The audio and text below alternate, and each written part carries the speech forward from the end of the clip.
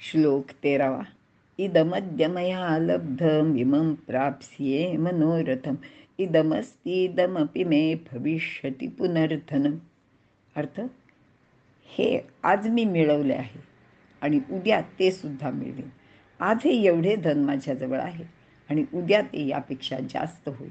अशा प्रकारचे मनोरथ ते लोक नित्य करीत असतात.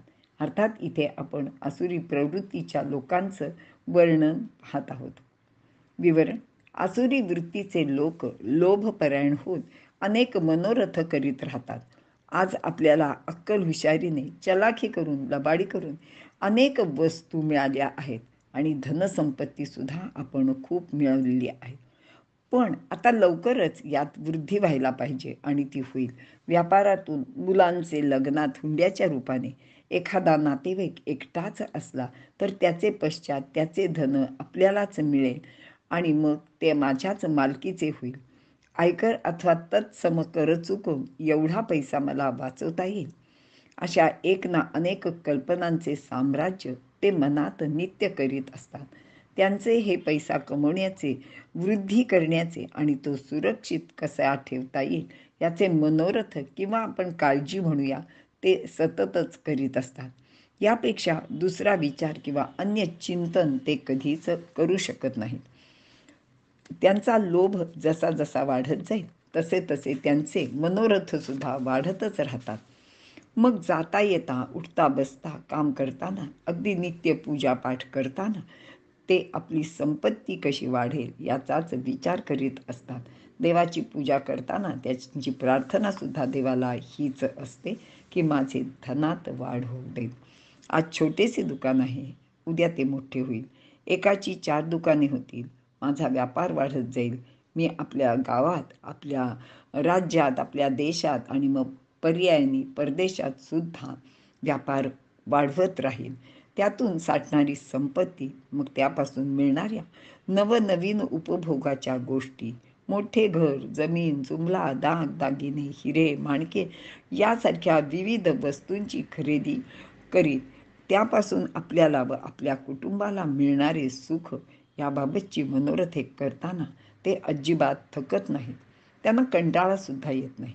मनाला सारखे आणखी हवे, आणखी हवे आणि हे आत्ता जे आहे ते खरं तर पुरेसेच नाही असे वाटत राहते.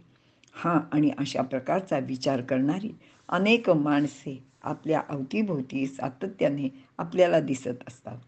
यामध्ये अगदी सामान्य भिकाऱ्यापासून सामान्य गरीब, मध्यम वर्ग, व्यापारी, राज्यकर्ते, मोठमोठे उद्योगपती, मठ स्थापन करून भगवी वस्त्रे परिधान केलेले तथाकथित महाराज लोक या सर्वांचा समावेश आहे.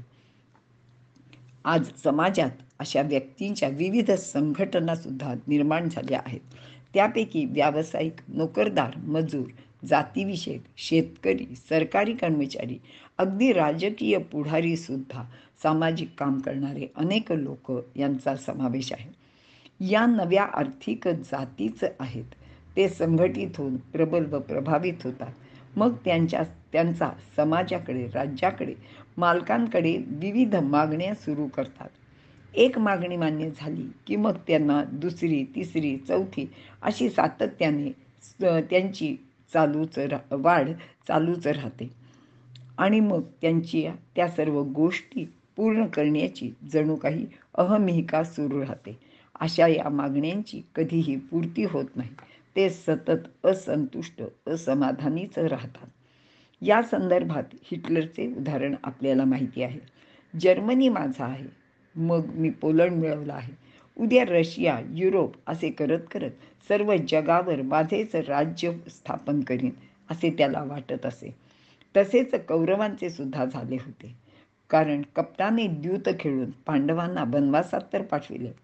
हस्तिनापूर पहिल्यापासून आपलंच आहे. आता इंद्रप्रस्थ सुद्धा आपल्याला ऐतं मिळाले आहे आणि मग युद्ध करून पांडवांना ठार करून सर्व साम्राज्य आपल्याच वंशात कायम राहील असे मनोरथ दुर्योधन व त्याचे पिताश्री धृतराष्ट्र राजा नित्य करीत असे. असे अनेक लोक वेगवेगळ्या आशा, कल्पना नित्यच करीत असतात असे भगवंत इथे सांगत आहेत. इथे आपण थांबूया.